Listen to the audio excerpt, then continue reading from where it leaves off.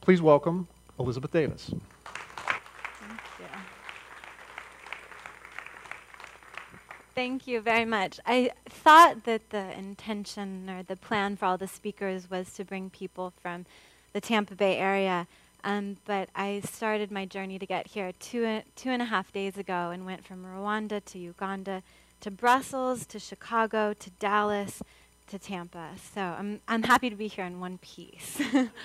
I am a very strong believer that people come into your life for very specific reasons, and reasons that you may never fully understand, but they will mark your life and set it on a new course forever. And it can be a friend or a lover, a man or a woman. For me, it was a man. I was a freshman in college. I was sitting in my dorm room in Nashville, Tennessee, and I was reading an issue of The Economist when I saw a picture of this man. His name is T.N.S. Bagasora, and he was one of the masterminds of the Rwandan Genocide. And along with this picture, I read an article about how in 1994, 1 million people were killed in 100 days for no crime other than having the word Tutsi printed on their identity card. So I moved to Rwanda a few days after I graduated, and I've been living and working there for nearly 4 years now. I work in education, specifically women's issues. And over the last year, there's been an increased awareness and conversation about the importance of women and girls' economic empowerment. And I really applaud international leaders for putting this on the international agenda. But I really challenge them to look at those words. And what does economic empowerment mean? And how are we accomplishing those goals, especially in the developing world? There's no doubt that the women in America have come a long way over the last 50 years. But when we're designing our development programs in Africa, how do we really respond to the needs of the training community there?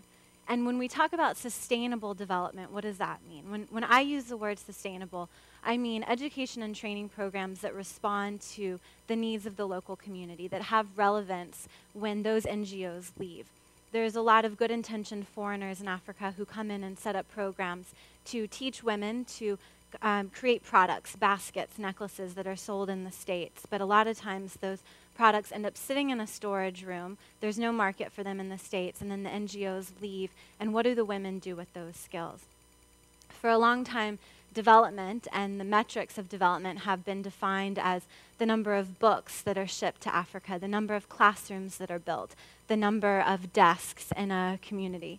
But I think that we need to reevaluate that definition, and I think that we have a responsibility to ask what is the relevance of our training programs, because our resources are finite, and I think that there is a demand on our foreign aid system and on our planet like never before, and we do have a responsibility to ask where we are investing in the developing world. So we can look at America as an example of where women have come from through the last 50 years, and what are the things that we've done right and wrong here.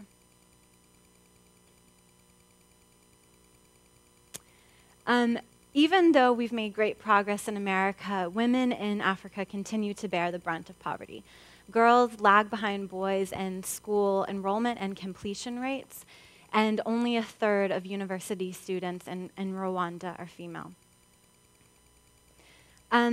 Rwanda is an exceptional example because when it comes to the political sphere, they've got it right.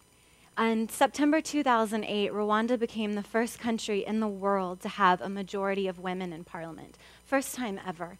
56% of their parliament is women, including the Speaker of the House. So women like Senator Aloysia Nyumba and Rosette Rugamba are paving a path unlike any other country in Africa. When we met some of, I know these women that are in these pictures, and they will tell you about being in their early 20s, being my age and younger, and traveling around the world to raise money for the rebel army that was coming in from neighboring Uganda to end the genocide. And they were running the finances of this army. They were figuring out what to do with 1 million orphans that now populated Rwanda after the genocide.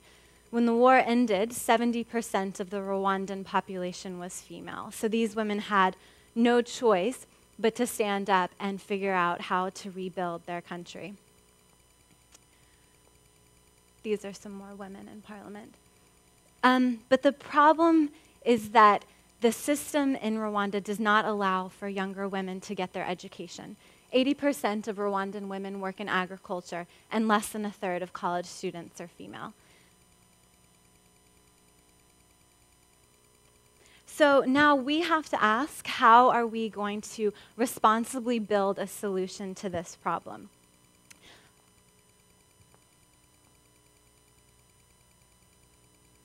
So Rwanda has decided that they are going to end their dependency on foreign aid, and they are going to build their economy in a way that takes advantage of their natural resources.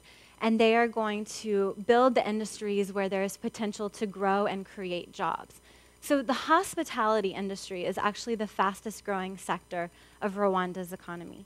They are expecting that by 2020, the hospitality industry will have brought in over $650 million in investment into Rwanda. Hospitality is now the largest foreign exchange earner in the country.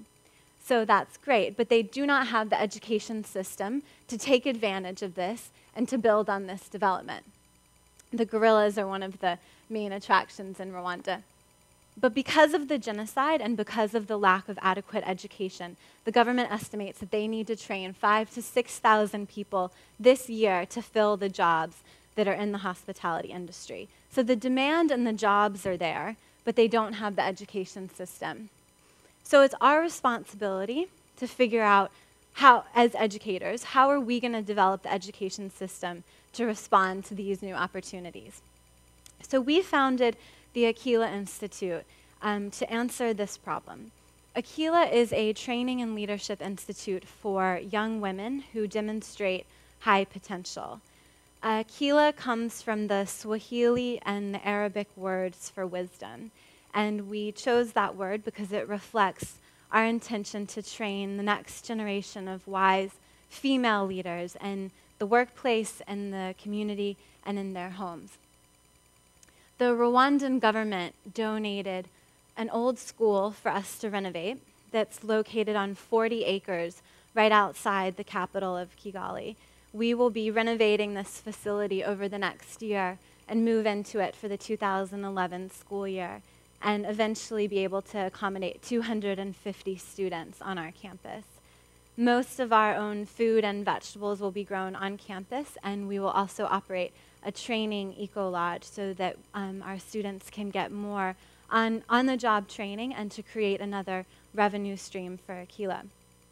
While we are getting ready to move to our new home, we have opened in the capital of Kigali in a temporary space that we're renovating. So I just flew in because we had our opening ceremony a couple days ago, and we had our first class of 50 students come with their family and friends. We had a dance troupe that inaugurated our new facilities, and friends and supporters came from around Rwanda and from as far as Hong Kong to tour our classrooms and meet our students. The American ambassador spoke, and one of our students, Valentine, spoke on behalf of her classmates. And I wanted to read a quote from her speech. As young women who've been given the opportunity to attend Aquila and acquire the diversified skills in tourism, hospitality, and leadership, we are committed to act as role models for other women and prove that when given the opportunity, women can make it, and the sky is the limit in what they can achieve for their personal development and contribution to national development. Even though we chose the word Aquila over a year ago, it was this past month that I met the young women who embody this concept. Most of our students lost their parents in the genocide. A third of them are the heads of their households. And between our first class of students, there's 50 dependents, young children who depend on these students as the primary support in their family. 90% of them held leadership positions before coming to Aquila. We have the president of an orphans association in Kigali, the president of an anti-AIDS club in a secondary school, a Sunday school teacher, a leader of a neighborhood government, and more. These girls have all finished high school and did not have the means or the resources to come to attend university. So being at Aquila and getting a 2-year diploma will give them a chance to gain the skills, the marketable skills, to get good jobs. These girls are part of the next generation of leaders in Rwanda. Rwanda is, again, an interesting example because they've clearly become a model of reconciliation in Africa. You have families who are living next door to the men that killed their children, their husbands and their wives, and they have somehow been able to craft this amazing balance and forgiveness in their society, which I don't think has ever been seen before. And hearing stories of women that saw their children killed in front of them, saw their husbands killed by their neighbors, that's the norm. I think now Rwanda has an opportunity to also become a model of post-conflict reconstruction. And it's not just Rwanda, because it's Iraq, it's Darfur. What happens in these countries when the fighting and the conflict is over, and how do you rebuild from that and move on? I think that Rwanda is really a shining light of hope and optimism in the African continent and for the world. It's always interesting to me when things come full circle. So a couple months ago in October, I moved into a new home in the capital of Kigali. This is my street in a neighborhood called Kimihurura. And I was talking to one of my roommates about people who had lived in this house before we moved in and the history of the neighborhood. And she mentioned, yeah, before the war, before the genocide, there were a lot of government officials who lived here. And that guy, TNS Bagasora, just lived a couple houses down. And so every day that I walk down my street, I'm reminded of how critically important it is that Africa is building and preparing the next generation of leaders. And I think that we have a responsibility as the young leaders of this country to really listen to the needs on the ground. And I ask all the other young leaders who are working around the world and moving into posts of great responsibility, how are we going to make those decisions? And how are we going to be a part of the reconstruction and the development process in Rwanda? At our opening ceremony, I said this in Kinyarwanda, so now I'm saying it in English, which is a lot easier. But this past week, the last couple weeks that we've started this and gotten Aquila off the ground has been amazing. It's been a long, as Peter said, a long journey getting to this point. And it's, for me, not just the opening of a school and the seeing these young women come to life in the classrooms, but it's really been, to me, a symbolization of what it means when people come together around a shared vision and a shared ideal. And the vast majority of the funds for this have come from individuals in Tampa and several people who are in this room today. So I just want to thank the Tampa community especially for making this possible and being a part of this. So thank you very much.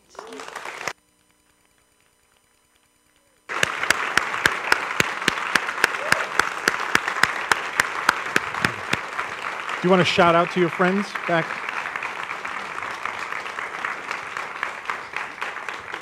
They're watching in Kigali? Oh, yes, and the whole team and staff in Rwanda is actually watching this right now. So, murakoze cyane.